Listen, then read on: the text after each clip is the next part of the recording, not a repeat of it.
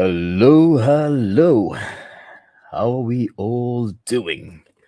So, greetings, dear visionaries and leaders of all industries, and also all gym goers. Hope you all had a great day, and already pretty sure you've all taken your dinner. If not, you can watch along and have your dinner as well. Just a little introduction. I'm Coach Drew from Elite Performance, and in saying that, based on today's topic, I truly understand the weight of the crown as you wear as high performers, go getters, CEOs, entrepreneurs. Now, as CEOs, high performers, go getters, I understand that your calendars are bursting, your responsibilities gargantuan, right? And your commitments are ceaseless. Now, the world often sees your victories, but they seldom recognize the sacrifices, especially the toll on your health. So, tonight, we're not just debunking myths, we're reshaping perceptions. We're chasing, we're not chasing, we're charting path less troubles in terms of health for those who walk the untrodden in leadership. Now, without wasting much time, let's get into it. Okay. Um, what I'm going to get into today is that I'm going to share with you five common myths. All right. So we're going to start off with the first myth.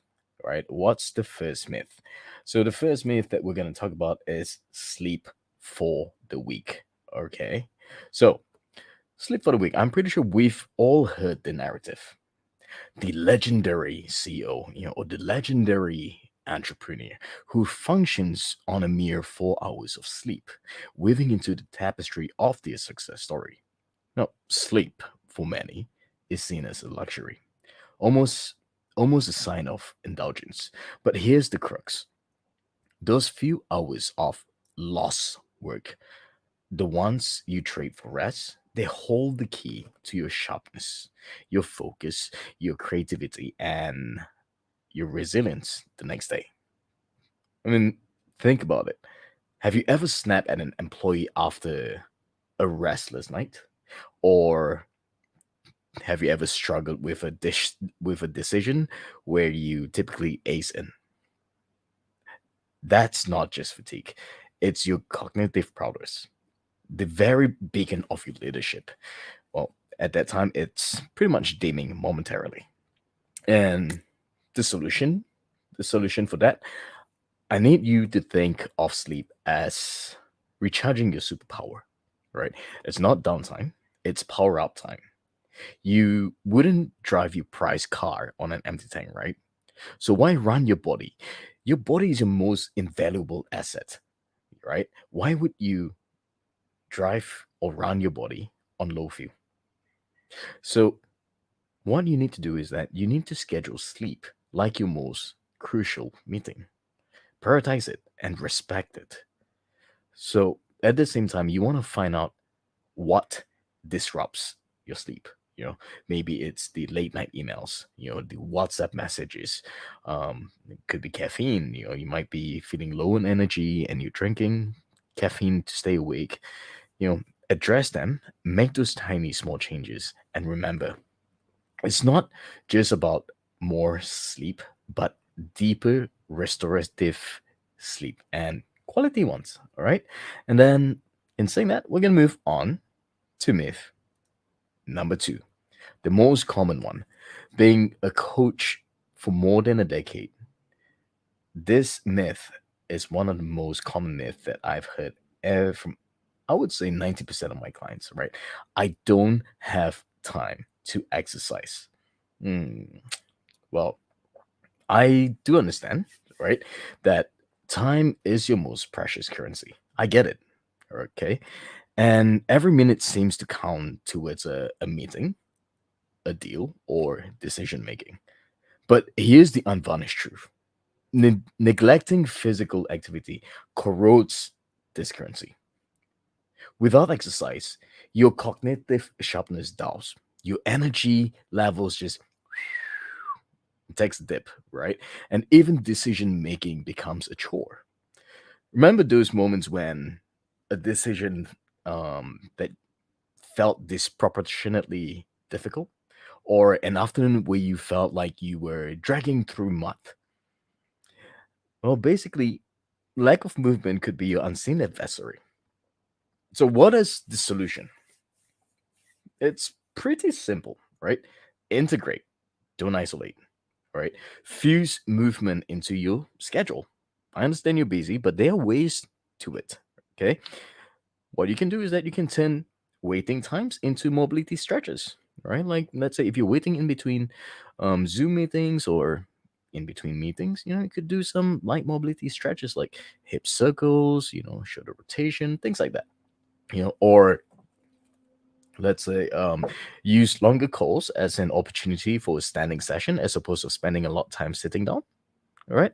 Or even pace walking, like what my clients are doing when they have a long call or they have a Zoom meeting going on and they are allowed to move around.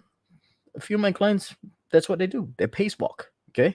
So you need to be able to make your workspace a dynamic space, not just for ideas or strategies, but also for physical activity, you or just had an idea, maybe try an occasional brisk walk meet. And I mean, it's not just refreshing, but it might be where your next breakthrough idea emerges. Okay. I mean, it's just some small, simple movement would do. Okay. And then we're going to move to myth number 3, right? Eating out can't be that bad. Now, I'm pretty sure most of us are guilty of this. Okay. Um, I, for one, I'm guilty of it too. But here's the thing. I do understand as high performance CEOs, directors, entrepreneurs, those fancy dinners, the exotic menus, those business luncheon, they're all part of the high performance CEO tapestry, right? But here's the stark reality: consistent unhealthy dining is like signing a detrimental deal for your body. In saying that, like rich fatty foods, or those high in sugar can cause an immediate cognitive impairment, foggy thinking, and a sluggish metabolism. Think of it this way: if your car gets the wrong fuel, it wouldn't run optimally, right? I mean, if you drive a Ferrari, would you put in diesel? No, right? So your body, your most precious vehicle, deserves the best. So what is the solution when it comes to this particular myth? Okay. The first one is knowledge is power. Okay. You got to master the art of the menu navigation. So, how? You can engage conversation with the wait staff, or let's say if you do know that particular restaurant's chefs, you could, engage with them, ask them, and try to understand the preparation method. And then number two, you can opt for dishes that are steamed, grilled, or roasted. And thirdly, make vegetables as well as lean protein your best allies, because every meal is a negotiation between a short-term gratification and a long-term vitality. All right. And if you have any questions up to this point, you can always put it in the comments and I will come and address it for you. All right. Now, in saying that, we are going to move to myth number 4. What's that? Mental health is a private affair. And this particular topic, it's quite close to my heart, right? Um, Imagine this, okay? We all know that the hollowed corridors of boardrooms echo with the tales of victories and strategies. Yet, yet there's a quieter and more subtle narrative that often goes unheard. Right? Those are the silent battles with stress, burnout, and the weight of relentless expectations. Now, as CEOs, or high performers, It's easy to mask mental struggles behind a facade of leadership. The paradox: while you're accustomed to managing mammoth mergers of um, managing what do you call it? Mammoth mergers or any form of acquisition, here's the thing: managing one's own health meant well, managing your own mental health landscape can become a, one of the most daunting tasks. You see, your mental well-being isn't just a personal footnote. It's the undercurrent to every decision, every handshake, every vision you shape for your company. It not only dictates the mood within the office walls, but also ripples outwards, affecting partnerships, employee morale, and even bottom lines. So, what are the solution? The first one, you gotta embrace vulnerability. Okay, the real power lies in acknowledging the struggles, not hiding it. Okay, by fostering a culture of mental transparency, where it's not only acceptable but commendable to voice challenges. That's where you redefine strength. Just like one of my client. Okay, this is what they did with their company. They actually held they initiate a company-wide mental health program, all right? And they lead by example in using them and normalize the conversation around mental well-being among their colleagues. So you see, your office should not just be a space of productivity, but a sanctuary of support and understanding. I mean, I hope that helps a little bit. Okay. So then we're going to move on to the last myth, right? Myth number five: supplements over real food. Okay. I do understand that a lot of people tend to rely on supplements, thinking that this is the way to go. This is how I'm going to get healthy. But imagine this: imagine pouring resources into a business strategy that's fundamentally flawed. It's wastage, right? Similarly, pouring supplements into a system that isn't getting genuine nutrition is like pouring water into a sieve. No matter the quantity or quality of supplements, without real and nourishing food, it's pretty much a futile endeavor. Because here's the thing: supplements are designed to fill gaps, not to create nutritional foundations. You need to get it right. Okay. I'm going to say it again. Supplements are designed to fill gaps, not to create nutritional foundations.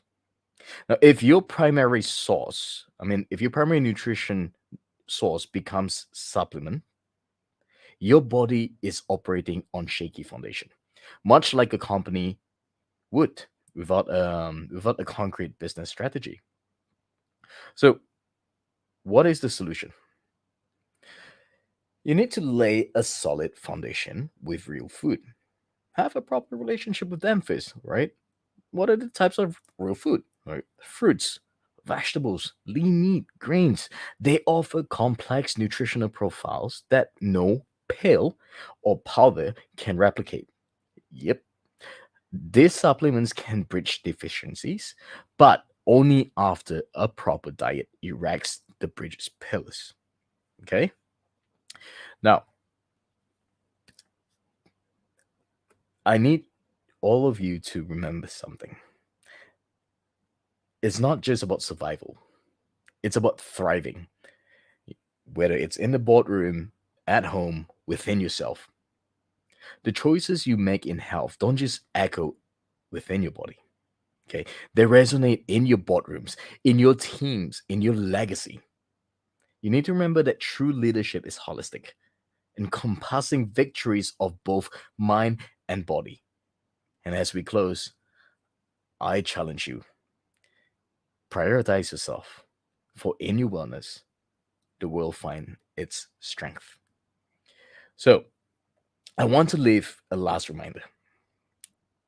The journey we've embarked on today goes beyond the standard health chat. It's about redefining the way top tier leaders like yourself view well being. It's not a sidebar, it is the main agenda.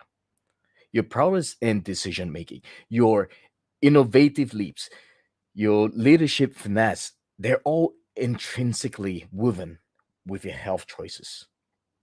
Now, I'd love to know, right, which of this myth among these five hit closest to home for you, right?